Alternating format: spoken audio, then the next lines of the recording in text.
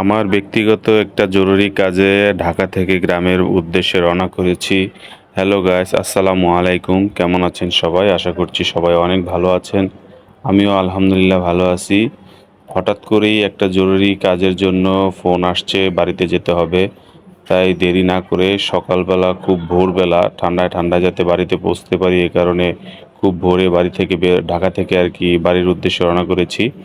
তো আমার বাড়ি যেহেতু শরীয়তপুরে, তাই আমি শরীয়তপুর সদরে নেমে একটা মোটরসাইকেল নিয়েছি, যেহেতু আজকের দিনের মধ্যেই আবার ঢাকাতে আমাকে ব্যাক করতে হবে কাজটা সেরে।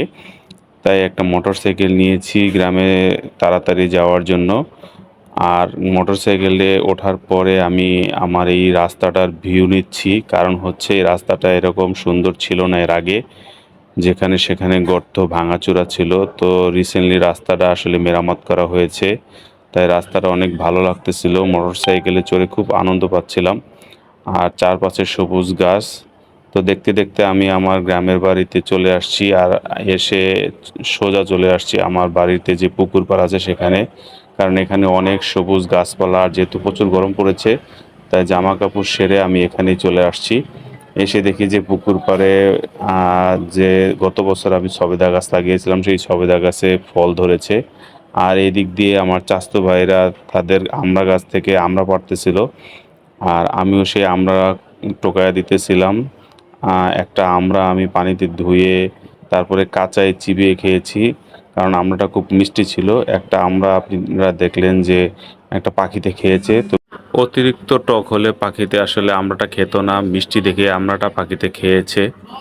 আর আমি আমড়াটা কাঁচাই খেয়েছি। আর এদিক দিয়ে আমার মা আমাদের বাড়ির আঙিনাতে কয়েকটা কাঁচামরিচ গাছ লাগাইছে। তো কাঁচামরিচগুলা প্রচণ্ড ফলন হয়েছে।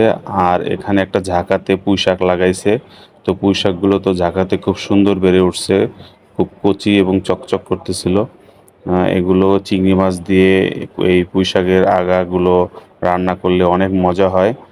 আর এখানে কিছু মানে পাট শাকও চাষ করা হয়েছে।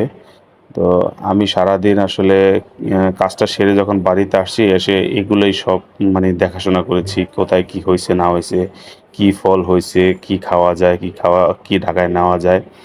তো দুপুরে খাওয়া দাওয়া শেষ করে ঢাকার উদ্দেশ্যে রওনা করব 3টার দিকে। তো এর মধ্যে ছোট ভাই আমাদের গাছ থেকে আর কি ডাব পাড়ছে। তো যাওয়ার আগ দিয়ে ডাবগুলো কাটছে। তো ভাবলাম যেহেতু চলে যাব আর তো সুযোগ হবে না, তাই ডাবটাও খেয়ে নিলাম। ডাবের পানিটা খুব মিষ্টি ছিল। আর যেহেতু প্রচণ্ড গরম পড়ছে, খেয়ে খুবই মজা পাইছি।